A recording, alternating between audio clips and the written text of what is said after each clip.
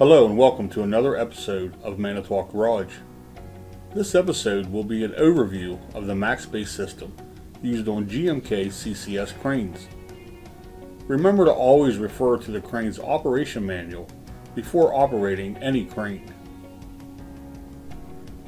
Let's take a look at some of the advantages of MAXbase. Variable outrigger positioning, improved load charts, flexible job site planning, accessibility to narrow job sites, increased capacities over the front and rear compared to a normal 360-degree load chart, visual working ranges based on current position of the crane via the CCS display. Setup of the MAXbase system. Setup of the MAXbase system is via the operator's display in the superstructure cab. First is the selection of the slewing range. Here is where we can select MAXbase or other slewing options such as 180 or 360. Next is the outrigger positioning. Here is where we can select the current position for each outrigger. MAXbase allows outrigger positioning to be symmetrical or asymmetrical. This example shows the crane set up with the front outriggers and the right rear extended to 3.9 meters. The left rear outrigger is extended to 1.36 meters. On the CCS display, we will set our outrigger configuration to match how the crane is currently set up.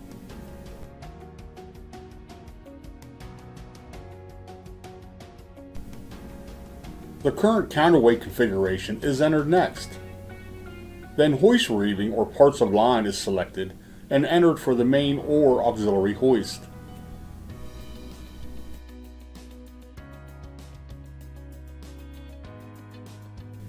The boom configurator can be used to select an appropriate boom configuration based on the current crane setup.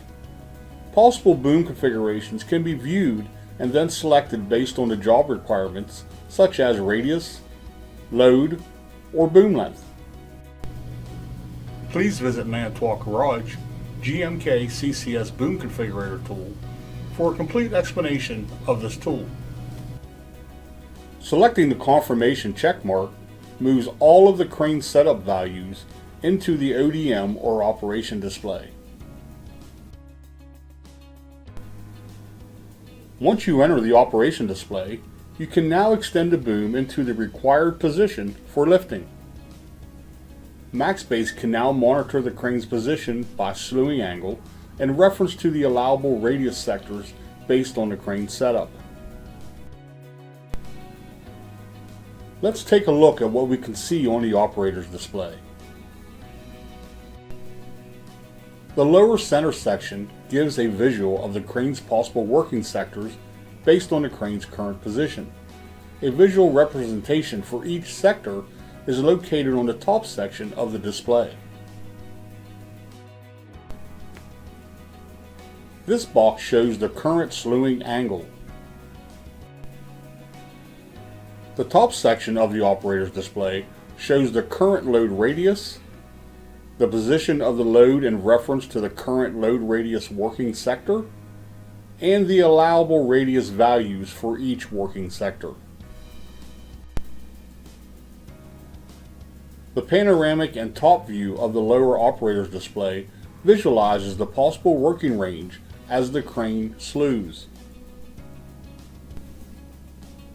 Upon reaching the radius limit of the sector with the smaller working range, the movement of slewing will be automatically brought to a stop.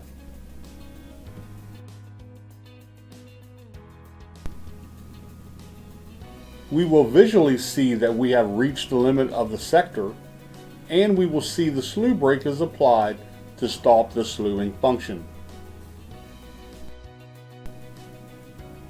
By reducing the radius, the crane is able to slew into the next sector.